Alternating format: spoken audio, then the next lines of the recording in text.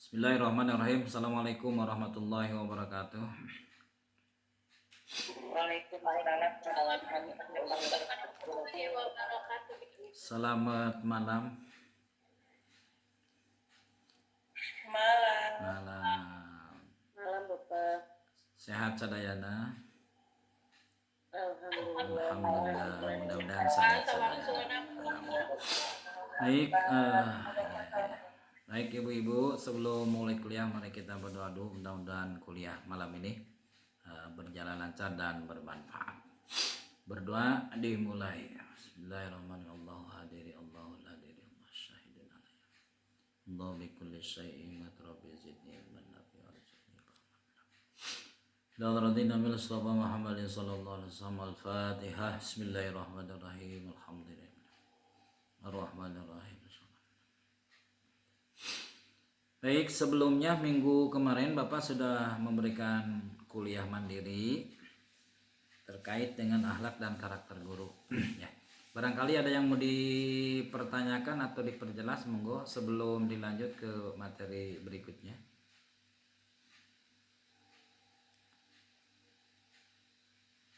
So, mudah-mudahan cukup.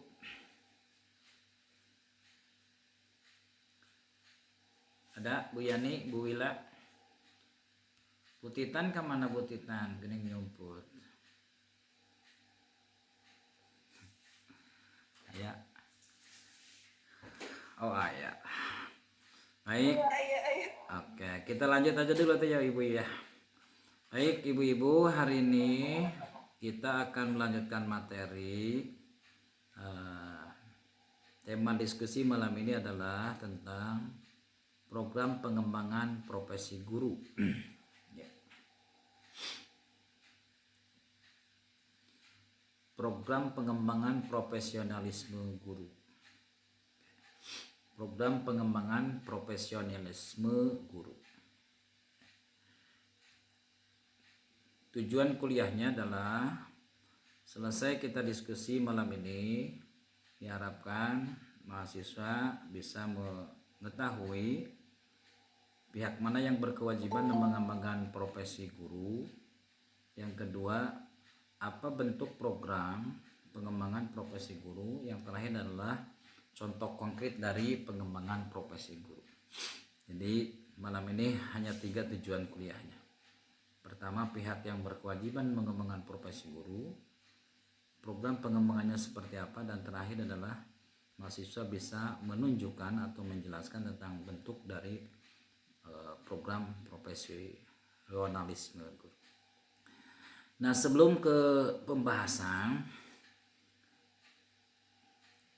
pertanyaan penting yang ingin Bapak sampaikan adalah mengapa profesi guru itu harus terus dikembangkan? Kenapa profesionalisme guru itu harus dikembangkan? Maka ada yang mau menjawab? Padahal dia sudah S1, dia sudah sertifikasi, dia sudah memiliki kompetensi, bahkan sudah lulus ikut PPG. Tapi mengapa profesionalismenya harus terus dikembangkan? Monggo, siapa?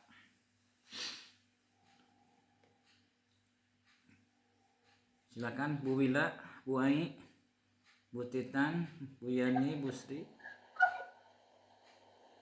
Saya coba Pak. Oke, kenapa Bu Titan?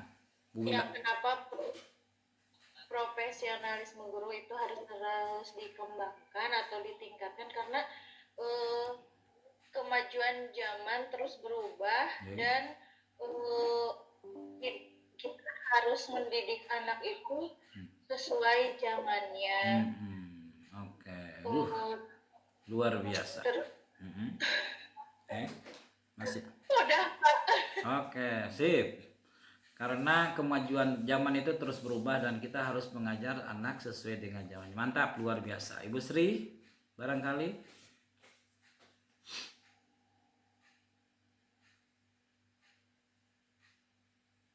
Yang lain, mangga silakan angkat tangan.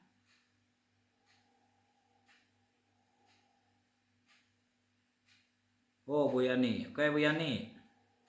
Kenapa Bu Yani? Ya, baik Bapak. Karena ilmu itu harus diasah terus, kalau tidak akan lupa gitu. Masya Kalau Allah, luar biasa. harus belajar terus. Oke, karena ilmu itu harus terus diasah.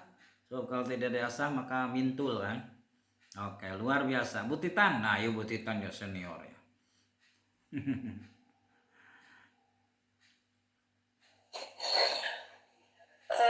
Selain tadi yang Bu Wila katakan emang benar ya Pak, Ya. untuk menyesuaikan diri kita dengan perubahan zaman, untuk meningkatkan kualitas pembelajaran kita juga, kita juga akan menyesuaikan gitu dengan perubahan zaman, dan bisa meningkatkan, kalau kita terus belajar mungkin terus mengembangkan diri kita, bisa meningkatkan motivasi kepada guru lain, juga kepada siswa gitu. Oke, Gitu, Bapak. luar biasa. Masya Allah, Taya senangnya belajar di PAUD Palinter. Masya Allah, luar biasa. Baik, jawaban-jawaban ibu-ibu benar. Oke, tapi Bapak ingin menambahkan. Contoh sederhananya beginilah. Kenapa profesionalisme guru itu harus terus dikembangkan? Selain tadi jawaban ibu-ibu, juga ada tambahan. Begini saja logikanya lah, logika sederhana. Ini yang di PAUD ini kan termasuk generasi apa nih? Generasi Z, generasi Alpha, generasi Beta, apa generasi kolonial ya teh?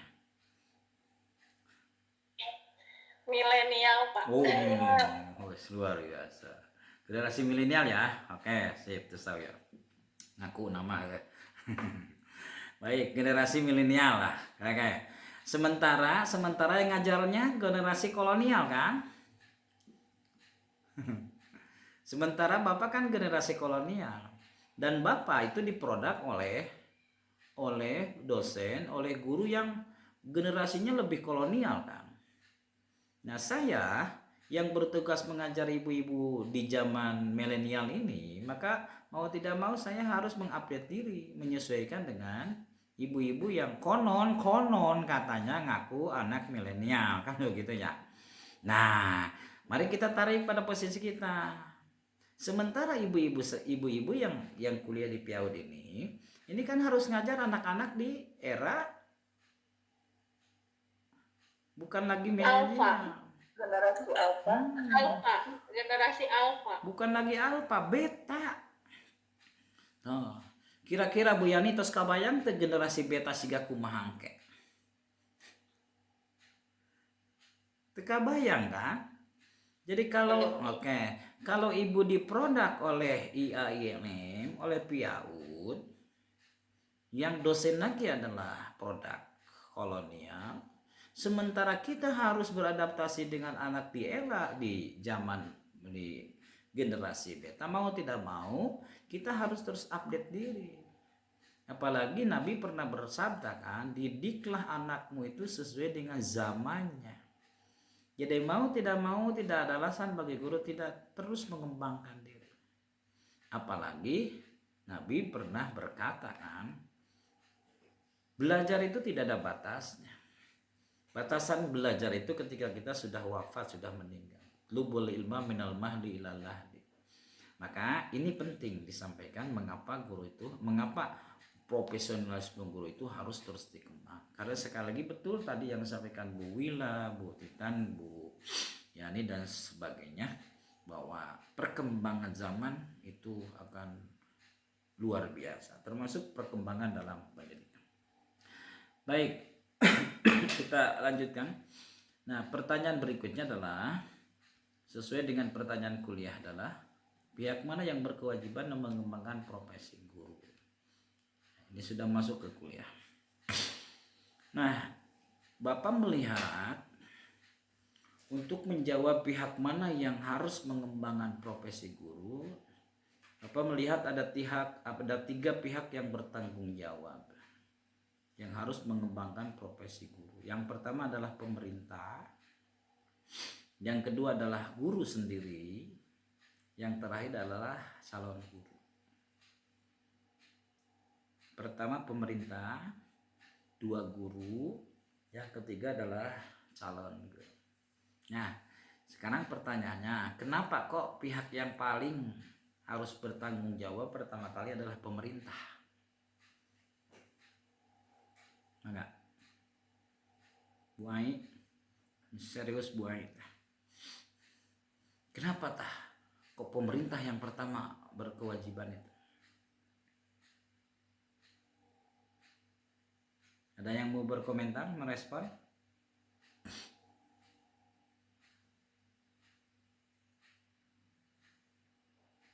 Kenapa pihak yang pertama itu adalah Saya, Pak. Oh, koy. Bu Wila. Oh, Bu Iin. Aku Bu Iin dulu. Karena pemerintah yang mempunyai kendali majunya pendidikan di Indonesia. Masya Allah. Maju mundurnya pendidikan itu mungkin yang lebih bertanggung jawab adalah pemerintah. Oke, good. Luar biasa. Bu Wila, tanggung, ngacung. Karena pemerintah berkewajiban memberikan pendidikan yang layak untuk masyarakatnya. Terus hubungan dengan guru? Untuk pendidikan itu maksimal atau baik atau mencerdaskan anak bangsa itu dapat sukses, tentunya faktor utamanya itu adalah kualifikasi atau kualitas dari guru itu tersebut. Okay. Jadi pemerintah itu berkewajiban untuk meningkatkan profesionalisme gurunya agar dapat mencerdaskan kehidupan bangsa di Indonesia. Masya Allah, luar biasa. Ada yang lain? Siapa lagi? Angkat tangan.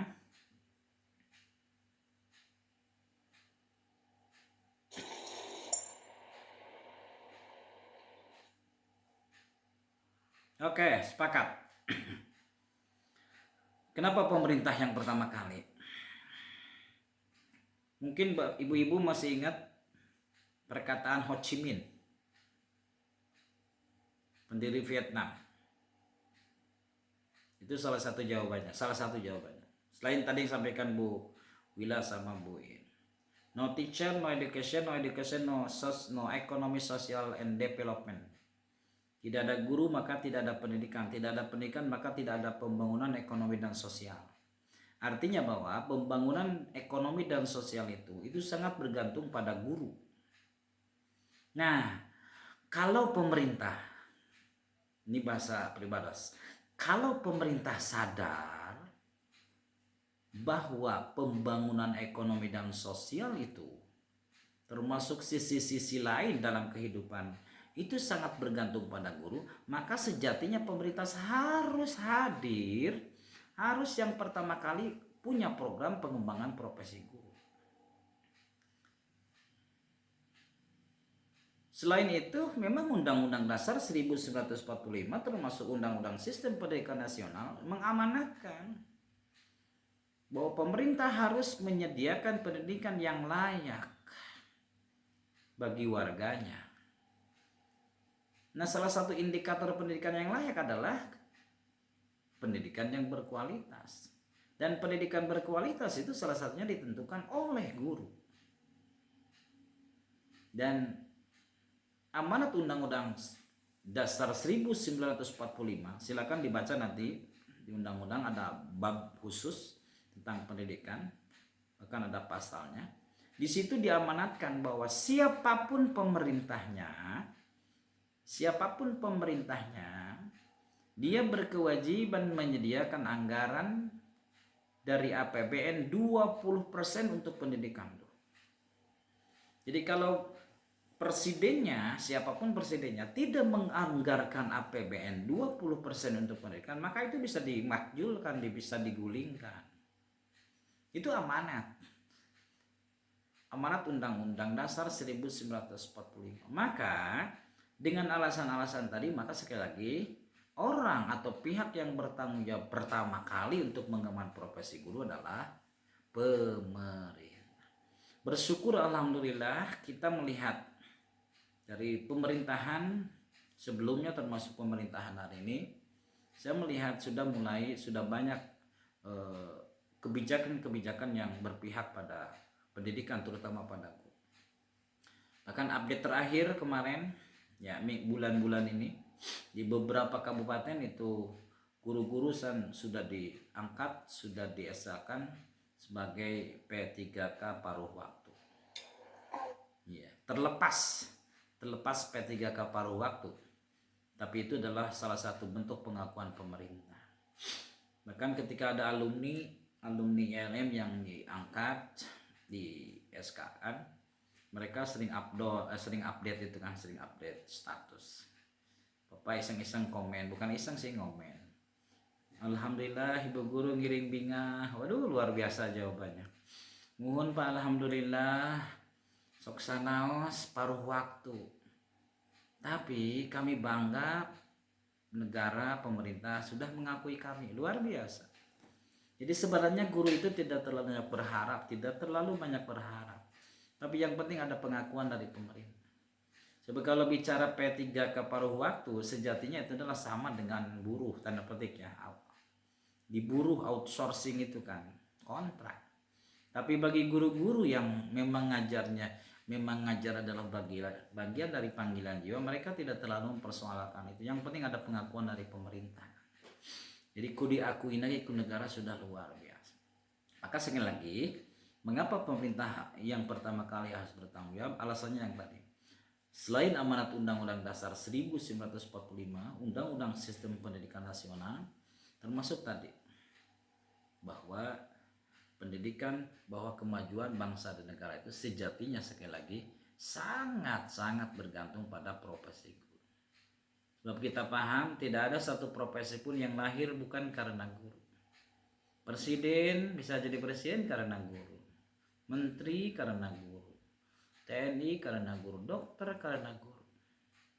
Jadi semua profesi itu lahir dari profesi guru. Mata pantas kening cek bapak, ya Bu Yani, Bu Iin, guru mah insya Allah pangpayuna lebat surga, amin. Sok Bu Wila teh payun, kayak bapak terakhirnya. Betitang do. Alhamdulillah. Baik, itu alasan kenapa pemerintah harus bertanggung jawab. Nah ini Bapak Ibu, ibu-ibu sorry, ini ada 8 program Bu Iin yang dicanangkan pemerintah. Ulah ditulis di foto wae, screenshot malaikat tulis. Nah. Udah jelaskan hiji-hiji. 1. Program yang digelurkan oleh pemerintah dalam rangka pembinaan dan pengembangan profesi guru adalah, pertama adalah peningkatan kualifikasi. Jadi ada yang dimaksud dengan program peningkatan kualifikasi adalah ketika ada guru-guru yang belum S1 maka oleh pemerintah ditingkatkan kualifikasi. Dulu ketika program ini dicanangkan itu semua biaya itu ditanggung oleh negara. Semua biaya ditanggung oleh negara. Tapi sekarang biayanya tidak lagi ditanggung oleh negara. Kenapa? Karena jumlah guru yang belum S1 itu nyaris masih sekarang bisa dihitung dengan jari. Oleh karena itu program ini sekarang biayanya biaya mandiri. Jadi kita sendiri, termasuk ibu-ibu yang hari ini kuliah di PIAUD kan itu biaya mandiri kan. Nah, itu peningkatan kualifikasi. Yang kedua adalah sertifikasi. Jadi ternyata tuh sertifikasi yang sudah kita jelaskan di pertemuan sebelumnya itu bagian dari program pengembangan profesionalisme guru. Mungkin masih ingat tujuan sertifikasi itu kan bukan kesejahteraan, tapi yang pertama adalah peningkatan mutu pendidikan, kualitas pendidikan, baru yang terakhir adalah kesejahteraan. Baik, yang ketiga adalah program yang dicanangkan pemerintah adalah peningkatan kompetensi.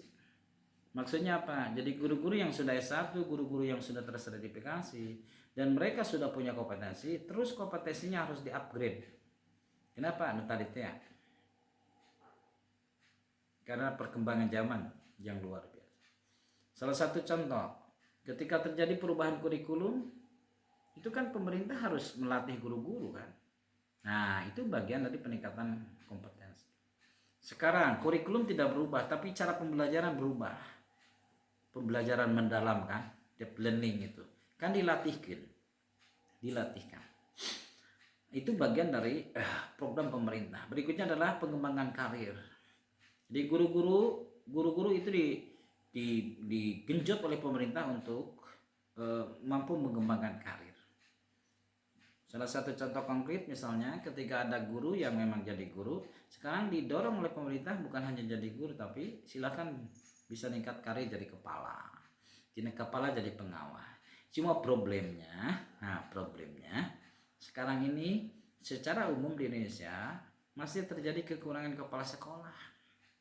Silakan dicek di Ciamis, di Tasikmalaya, di Garut, terutama di SD. Sekarang banyak SD yang dijegang. Terang dijegang Bu Yani, Bu Sri, ngajegang. Jadi kepala sekolah. Jadi kepala sekolah nanti nyepeng sama sekolah. Kenapa? Karena itu tadi kekurangan kepala sekolah. Termasuk pengawas. Nah, yang berikutnya adalah penghargaan dan perlindungan.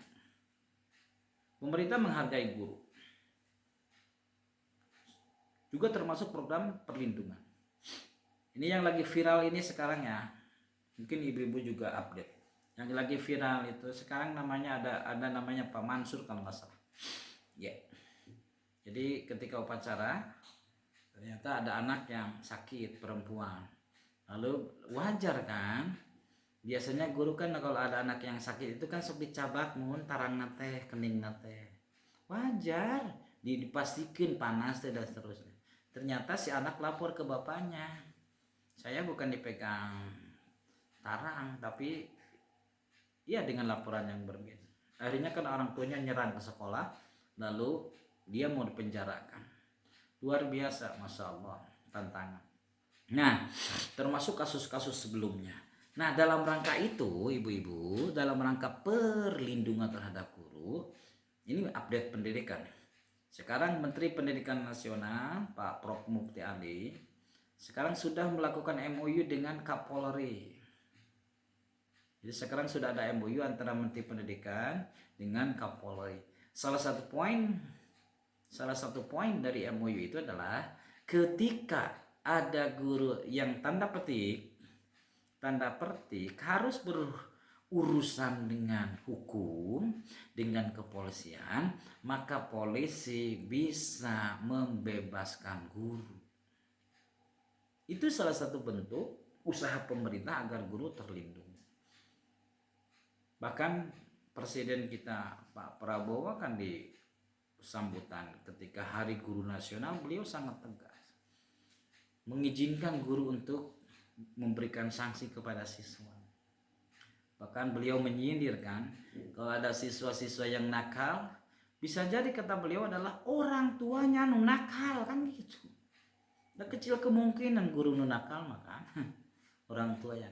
Maka sekali lagi agar guru terlindungi, maka pemerintah sudah melakukan berbagai hal. Salah satu tadi yang MOU itu.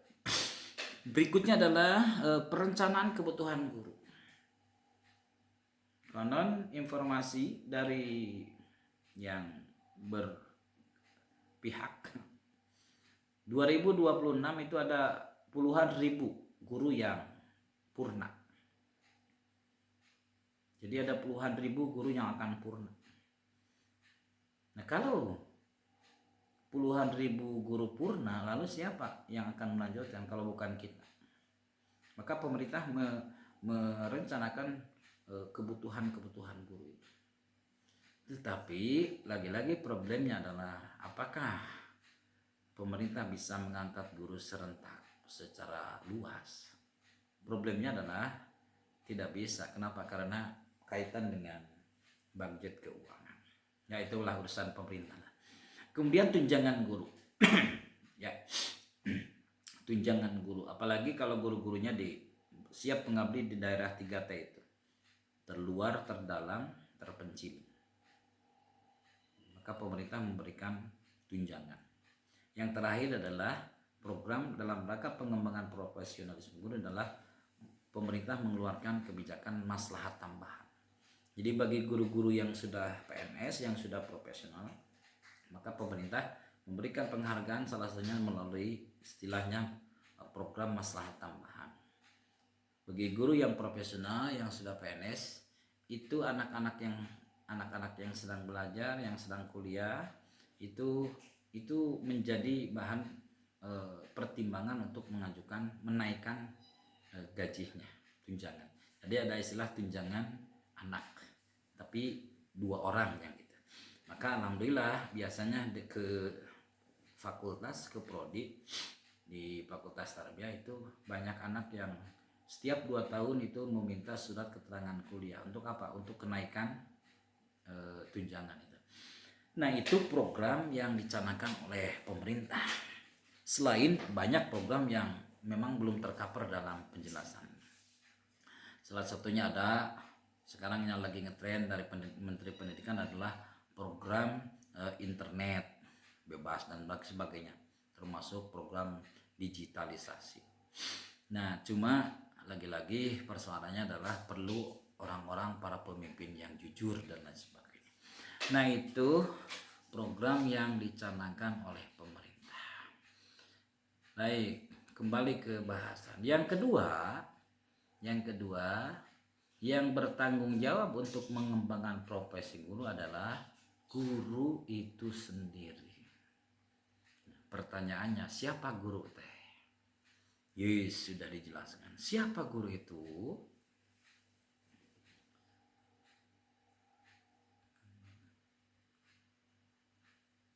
Bu Anissa? Ada Bu Anissa? Ada Pak. Nah, siapa guru teh? Guru itu seseorang yang memiliki kewajiban yang 7M itu. Oke, luar biasa. Masih Ainu ingat. Kalaupun belum pas. Oke, Bu Sri, siapa guru teh? Bu Sri. Aya Bu Sri. Ada. Kan Bilang Pak eta tadi nyalain. Bisi nunutan kada ya. Guru itu yang memiliki kualifikasi 7M. Waduh, luar biasa. Apal we 7M buaan. Buaan aya. Ya Pak. Guru itu yang memiliki tugas pokok 7M, mendidik, mengajar, membimbing, mengarahkan, melatih, menilai, mengevaluasi, dan guru itu yang bertanggung jawab langsung dalam mendidik anak untuk mengembangkan anak didiknya gitu. Oke, sip Bu Ai, Siti Sapuroh. Guru adalah tenaga pendidik profesional dengan tugas pokok yang tadi disebutkan sama Bunda. Oke, tadi dilengkapi ke Bu Ai. Guru itu adalah tenaga pendidik profesional. Ada ya terus bade UAS ya ngajawab salah kan. Jadi guru itu adalah tenaga pendidik profesional yang tugas pokoknya 7M itu kan. Oke, sip. Nah, pertanyaannya, apa yang harus dilakukan oleh guru? Berarti ini what next. Sebut saja what next. Setelah kita nanti lulus S1 kan? Nah, sebab mohon maaf, tidak bermaksud apa-apa. Sebab guru harus memenuhi yang tadi, kualifikasi, kemudian kompetensi dan sertifikasi. Nah, berarti ini bicara what next. Oke. Apa yang harus dilakukan oleh guru sebagai dalam upaya meningkatkan pengembangan profesionalisme guru? Saya melihat paling tidak ada 3 yang harus dilakukan. 1, meningkatkan komitmen. Non komitmen teh perjanjian keterkaitan terhadap pekerjaan kita. Ibu-ibu masih ingat ketika kuliah kemarin ketika membahas kode etik pernah ikrar? Pernah ikrar guru? Iya Pak. Kantos kan? Ketika kita bahas kode etik kan? Sudah, iya. Nah, ngahanja ya teh nyamungkeun mata kamari ikrar daripada disambungkeun aya. Siapa yang kemarin ikrar? Guru. Kita kan. Kita Nah, kalau nanti kita siap jadi guru, maka bisa jadi komitmen orang teh sudah mulai luntur. Giring Pak capek jadi guru tinggal suwe. Kan sudah mulai luntur kan. Maka apa yang harus dilakukan oleh guru? Tingkatkan komitmen kita. Nah, kalau sudah dipotong ya, mau dijelasin satu-satu. Kalau komitmen orang sudah mulai luntur, sudah mulai berkurang, mari kita cas. Ngecasnya dengan nomor 2. Iya. Guru harus punya budaya belajar seumur hidup. Lifelong education. Bahkan belajar seumur hidup itu kan perintah agama. Tadi utlubul ilma minal mahdi ilal lahdi. Bahkan dalam hadis yang lain tolabul ilmi walau bisin, utlubul ilma tolabul ilmi walau bisin. Belajarlah kamu kalaupun di negeri Cina. Ya mah kuliah dia ILM wae heuh. Batur mah ka Cina gitu tah. Oke, balik ke bahasa. Jadi kalau kita nanti sudah jadi guru, komitmen kita sudah mulai luntur, mari kita cas dengan ini prinsip yang kedua. Prinsip belajar seumur hidup. Nah, guru-guru yang punya prinsip belajar seumur hidup ini ditandai dengan paling tidak 4. 1, punya semangat untuk belajar ke jenjang yang lebih tinggi. Cikrek naros di PAUD. Cung nu hoyong kuliah di UKS 3. Ngacung. Aya teh. Busri nasir. Oh, Bu Wila alhamdulillah. Insyaallah. Oh, ngacung. Oke, Bu Tita. Hoyongnya apa ini mah? Oke, Bunga. Wah, alhamdulillah luar biasa. Ini yang ngacung itu adalah dia punya semangat untuk belajar seumur hidup. Sebab kieu punten. Kata orang bijak, orang sukses itu lahir dari mimpi. Orang sukses itu lahir dari mimpi sukses. Kumaha lamun hari ini Allah rek ngaijabah nu rek kuliah S3, sementara orang teu ngacung kira-kira diijabah moal. Oke, paling tidak semangat ya. Sebab dawa Allah dina hadits qudsi kan kieu. Aku ini kata Allah itu sangat bergantung pada pradugamu. Anna inda dhonni abdi. Kata Allah, aku ini sangat bergantung pada pradugamu. Jadi lamun praduga orang ya Allah abdi tiasa kuliah dugi ka S3, abdi tiasa jadi profesor. Mudah-mudahan ku Allah ijabah kan. Maka saran Bapak, yuk belajarlah banyak bermimpi. Seurkeun mimpi besri ya. Mimpi tentu yang dimaksud mimpi bukan mimpi yang jelek, mimpi yang bagus. Terus sekali lagi kata orang bijak, sukses itu lahir dari mimpi. Ya mengimpi-ngimpi wae tuh. Pananna abdi mah alhamdulillah geus lulus S1 ge. Sae tah teh. Nah, mudah-mudahan tia S2 lah, tiasa S3. Cung nu hoyong naik haji. Ngau pangulan. Cung nu hoyong ditaekan Bu Haji. Oh iya nih. Tuh, ayeuna mah ngalacung da punya semangat, ya. Jadi, yuk orang didikin ke anak-anak orang sadayana semangat mencari ilmu. Nah, pilih kalau memang tidak sempat yang poin A, nanti sudah jadi guru. Yuk masuk ke poin B. Mengikuti diklat pada bidang pendidikan dan pembelajaran. Apalagi di PAUD, ya banyak kegiatan-kegiatan dalam memudahkan belajar seumur hidup. Parenting, workshop, dan lain sebagainya. Apalagi di Sukahaji kan. Oke. Nukatilu, ciri orang yang punya budaya belajar seumur hidup adalah mengikuti kegiatan ilmiah, seminar, workshop dan sebagainya. Nah, yang tidak kalah penting adalah ini. Bilih teu sagup nu hiji dua tilu, pilih nu kaopat. Rajin menyimak berita. Maka malam ini Bapak sampaikan, sing rajin nonton. Diulangi, sing rajin nonton. Jadi nonton itu bagian dari belajar seumur hidup. Jadi ini sebagai bagian dari ciri yang punya belajar seumur hidup. Oke, malam ini Bapak sarankan seringlah banyak nonton ya ibu-ibu. Mohon. Oke, bisa dicarikan ku misua ya wartoskeun saur panana aya suamina ieu teh. Mudah-mudahan aya ya. Saya Bapak. Oke, mudah-mudahan aya tenan naon. Bilih ke ibu-ibu keur nonton diwagal ku suami wartoskeun saur panana guru mah kudu seueur nongton. Tapi catet ye, nongtonna tak aya di handapna. Nonton menyimak terkait dengan pendidikan dan pengajaran.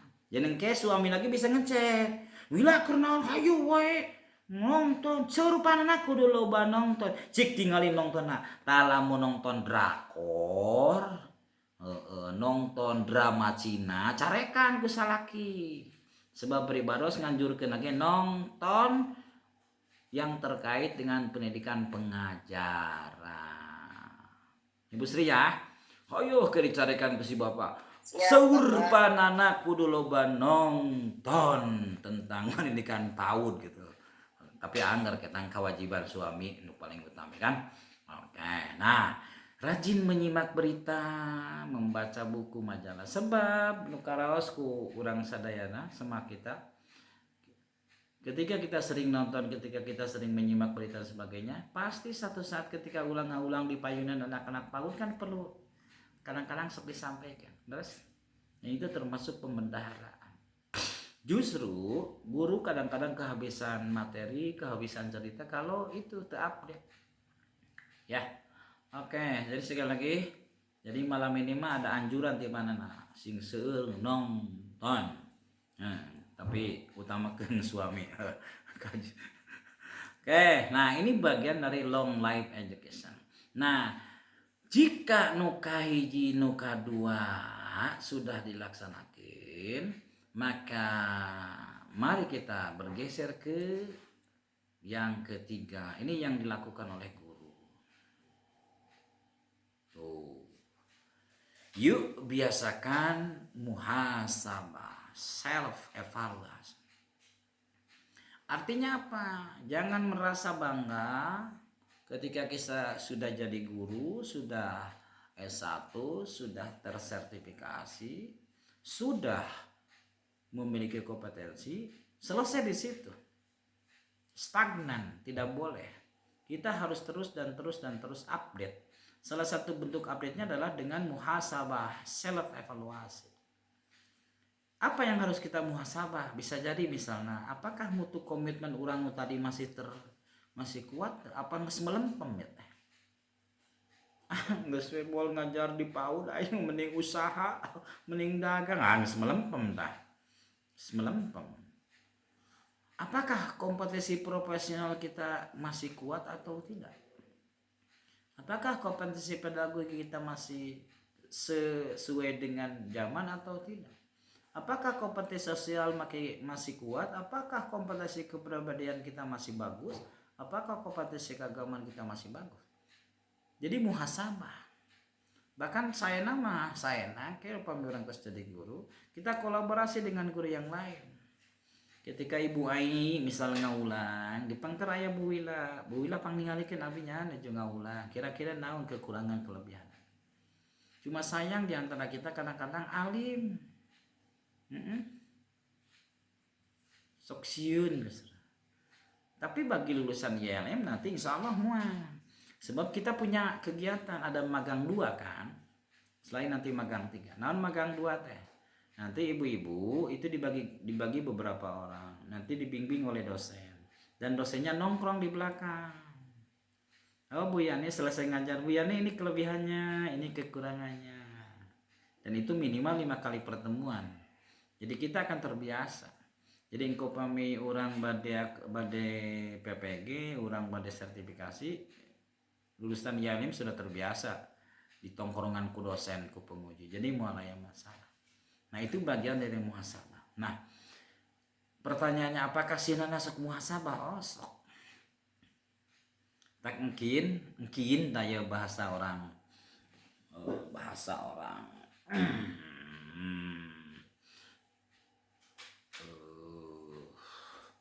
Tasikmalaya mungkin di akhir perkuliahan setelah UAS itu kan ada nilai kan.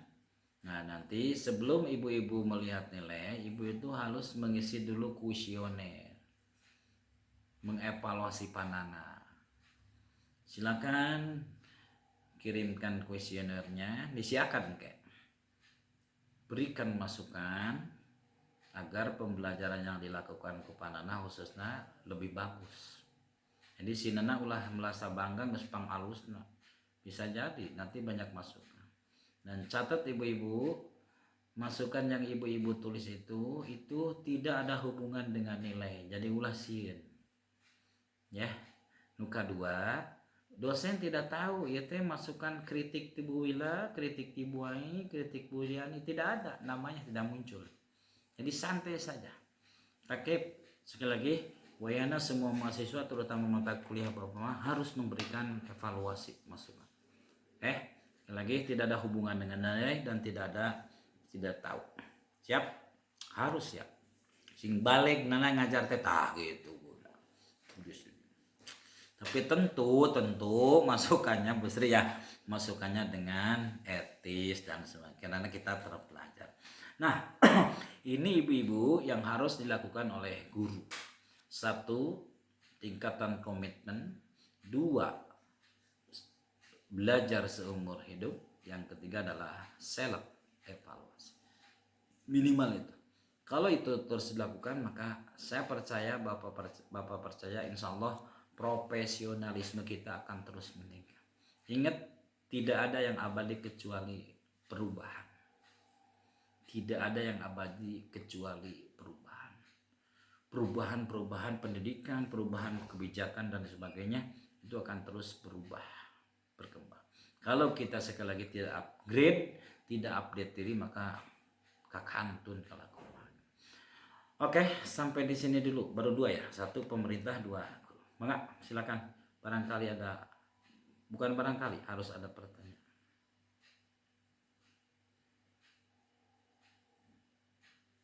Ya enggak?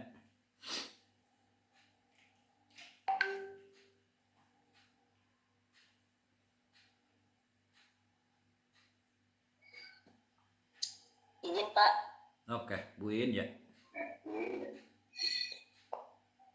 Ya, memang betul kesemangatan belajar itu turun naik ya Pak, sama seperti keimanan kita kepada Allah turun naik. Nah, untuk memotivasi diri itu bagaimana Pak supaya kita tetap semangat mengajar? Baik. Walaupun sekarang kita kan ini statusnya masih sukuan gitu Pak. Oke, nih luar biasa pertanyaan. Bagaimana? Memang kadang-kadang semangat mengajar itu kan yazidu wa yanqusu. Saur Ustadzah Aisyah Purah. Seperti iman. Yazid wa yanqusu, kadang naik, kadang turun. Karaos kan? Ngalami kita. Itu manusiawi. Nah, maka ketika sudah mulai diperpanjang ya. Sip, pilih saya pun kayak ganti deh. Oke. Manusiawi ibu-ibu, manusiawi, sangat manusiawi. Nah, pertanyaannya bagaimana Pak ketika memang mood kita mengajar mulai turun? Salah satunya kembali ke bahasan tadi Bu. 1, yuk orang muhasabah utamanya. Yang kedua adalah memang belajar dan belajar. Yang tidak kalah penting adalah kembali pada niat kita. Awal, apakah ngajar kita di PAUD itu adalah semata-mata memang mencari finansial atau memang panggilan jiwa? Nah kalau sudah pekerjaan didasari dengan panggilan jiwa, waduh luar biasa. Ini Bu Iin, ada kemarin pelajaran teman-teman yang di PGMI termasuk di PIAU. Sekarang kan yang semester 5 sedang magang ya, magang 1. Jadi mereka suruh ameng di sekolah. Ternyata ketika seminar ada laporan dari mereka, Pak, di salah satu MI itu ada guru senior, usianya sudah tua, tapi dia selalu mengupgrade diri. Dia selalu upgrade diri tentang teknologi. Jadi dia tidak dia kalaupun sudah tua dia tetap melek teknologi. Yang paling membanggakan kami kata teman-teman di PGMI adalah mereka tadi yang Bapak cerita itu, Bu Wila. Jadi ketika ngajar teh sok kolaborasi dengan guru sanes, paningalikeun abdi apa kekurangan kelebihan. Luar biasa. Nah, saya melihat apa yang ibu lakukan itu, yang ibu senior lakukan itu, karena dia melihat bahwa sama masih sukuan Buin, masih sukuan non PNS. Kenapa sampai begitu? Lamun kalau ngukur kena uang mah dan nahaon so, PNS lain, tapi dia luar biasa. Saya melihat Buin, karena bagi dia ngajar itu adalah panggilan jiwa. Nah tadi dia Bapak ceritakan, guru-guru sekarang mayoritas mereka tidak terlalu mempersoalkan gaji sebenarnya. Tapi yang penting ada pengakuan kan dari pemerintah. Nah pertanyaannya, apakah kita jadi guru PAUD itu memang panggilan jiwa apa memang panggilan kebutuhan? kebutuhan nutupi wajar manusiawi sekali, itu tidak salah Bu. Tapi maka Bapak kan sering di awal-awal kuliah, di pertemuan-pertemuan, sebenarnya bukan hanya menyampaikan materi, pada lebih banyak bagaimana memotivasi Bapak Ibu bisa dayanakan. Tadi teh salah sawiosna pantes guru mah pangpayunan lebat surga, itu kan motivasi. Maka 2, tanamlah padi, insya Allah rumput jadi. Insya Allah. Nah begitu Bu ya. Salah satu kunci adalah casde. Nuka 2, casde niat kita. Apakah memang kita ngajar itu panggilan jiwa atau bukan? Resiko bagi guru adalah ketika memang ngajar tidak didasari dengan panggilan jiwa, maka ketika memang kebutuhan ekonomi tidak terpenuhi pasti dia akan mundur kan, karena itu pertimbangan adalah matematis. Tapi sekali lagi saya percaya guru-guru terutama di PAUD itu yang hari ini kuliah, insya Allah mereka bukan hanya mengejar finansial, tapi mereka adalah mengabdi dan panggilan jiwa. Oke Bu In, mudah-mudahan terpuas Bu In ya. Ya Pak, terima kasih. Sanes. Yes, Sanes.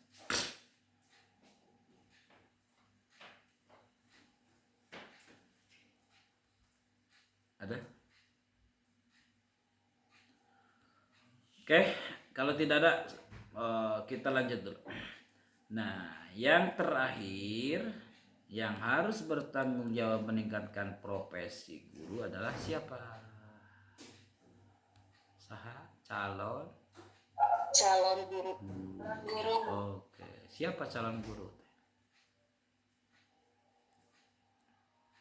Dalam konteks kuliah ini saja, siapa guru?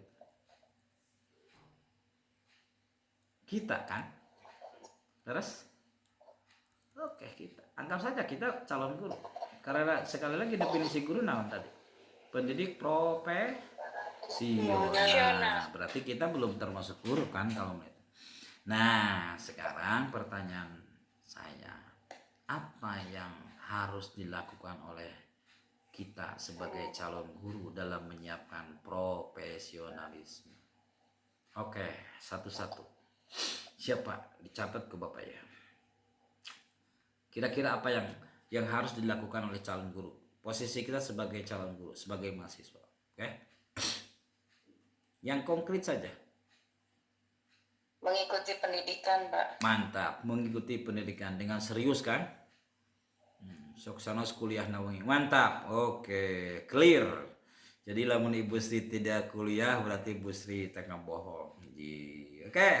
Mantap. Oke, Nusanes. Berarti ya berapa orang nih? Ada mana? Tadi mah 10. Oke, Ibu Sri, kuliah. Oke, Nusanes, yang konkret saja. Bu Ai, Maaf Pak, boleh diulang pertanyaannya? oke. Tadi kan sudah, yang oleh pemerintah sudah, yang oleh guru sudah kan? Nah, sekarang pertanyaannya, pengembangan profesi guru itu dilakukan oleh calon guru. Calon guru kan kita ini, kita nih yang hadir nih. Kira-kira apa yang bisa dilakukan dan harus dilakukan oleh kita sebagai calon guru untuk menyiapkan profesionalismenya? Kata Ibu Sri, satu, mengikuti kuliah luar biasa. Oke, Bu Ai. Yang tadi ya rajin menonton.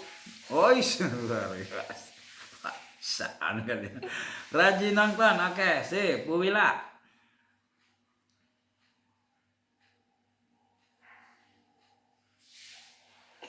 Terus mengupgrade diri dengan mengikuti pelatihan atau webinar pendidikan tentang Oke. pendidikan atau Oke. cara mengajar. Sip, good.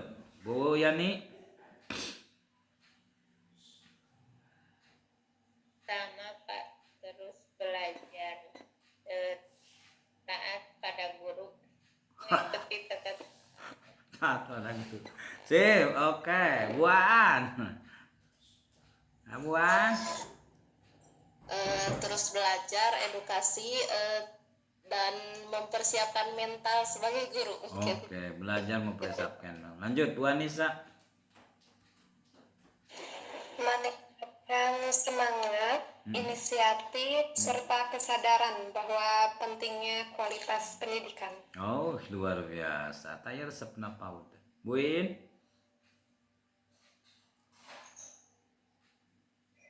Lebih mempersiapkan mental Pak, karena guru itu selain mengajar juga pasti akan dihadapkan dengan berbagai masalah, entah itu dengan muridnya atau dengan orang tua, bisa juga dengan guru, juga dengan pihak sekolah. Oke, Bu Titan. Mungkin kita harus lebih mempersiapkan mental juga, keilmuan kita, dan mempersiapkan cara-cara agar kita bisa bisa berbaur gitu dengan apa namanya, dengan suasana di sekolah. Oke, mungkin gitu. baik. Bu Titan.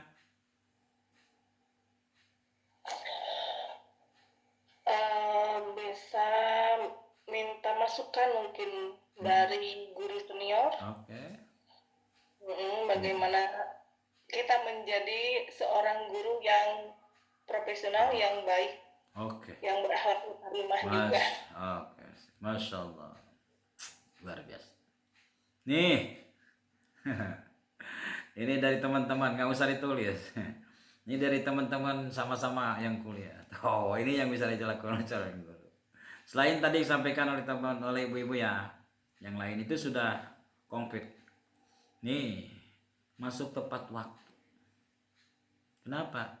Kalau sejajaman mahasiswa, sejajaman calon guru kuliah tepat waktu, ketika nanti ngajar kita akan terbiasa tepat waktu. Namun kuliah nang ngaret pasti tinggal jadi guru ki ngaret. Ini konkret nih. Tuh, kata anak-anak reguler ya, berpakaian rapi. Oh, kita mah sudah terbiasa. Rajin membaca materi kuliah, menekuni ilmu sesuai keahlian. Karena keahlian kita nanti di bidang PAUD, maka kita akan terus tekun mempelajari tentang kepaudan. Melaksanakan tugas dari dosen. Tah. Ya udah tarik. Tah. Sorry. Jadi dosa. Sorry. Tah. Kuna emang ada hubungan gitu panana? Ada. Kalau kita sejajaman kuliah sudah terbiasa mengerjakan tugas dari dosen sesuai kesepakatan, maka engke terus jadi guru bakal sudah biasa. Ingat, bisa karena naon Bu Anissa? Biasa. Oke, membiasakan 5S. Hari di kelas lebih awal dibanding dosen. Kalau menuju kuliah nggak hadir lebih awal ketimbang dosen, kita akan terbiasa nanti masuk awal, lebih awal ketimbang siswa. Dan itu di PAUD itu sudah terbiasa kan. Guru-guru sudah hadir lebih awal, sudah ada di pintu gerbang menyambut anak-anak. Rajin diskusi tentang pendidikan. Nah ini kalau mungkin kan aktif di Ormawa tuh. Aceh tuh. PGMB Tilwa mengikuti setiap kuliahan, datang tidak terlambat dan lain sebagainya. Lanjut tuh.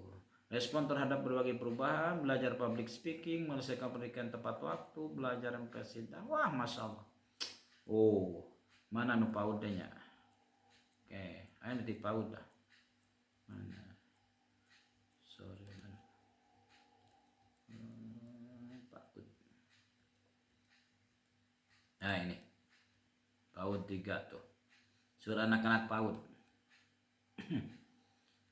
Dari mulai sekarang Pak, saya akan belajar berakhlak yang baik, jujur dan sabar. Nah tadi teh saya Bu Anissa, Bu In ya, belajar sabar. Jadilah mau dicarikan ku dosen Bu In, sabar we Bu In, itu latihan Bu In. Udah nyeri hati. Nah, panuju diajar. Kita akan berhadapan dengan anak-anak yang super kan, dengan orang tua yang super. Dalam menuju mahasiswa yang diajar sabar, insya Allah bakal biasa. Lanjut, belajar public speaking, baik hati, pintar dan tidak sombong, juga rajin menabung. Rajin ke perpus tuh, rajin menonton YouTube tentang cara mengajar PAUD. Ikut pelatihan, sharing dengan teman-teman tadi butitannya. Ini berkolaborasi dengan guru yang lain. Jadi inilah ibu-ibu yang harus kita lakukan. Maka kembali ke kita masing-masing apa yang bisa dilakukan. Sebab ini adalah bicara tentang calon guru. Nah, itulah pengembangan profesionalisme pemerintah, guru dan calon guru. Saya optimis. Ya, saya optimis, Bapak optimis. Insyaallah dari PAUD akan lahir guru-guru yang bukan hanya profesionalisme, tapi sejak dini sudah menyiapkan diri untuk menjadi guru-guru yang profesionalis dengan berbagai cara. Oke, cukup selesai. Barangkali ada pertanyaan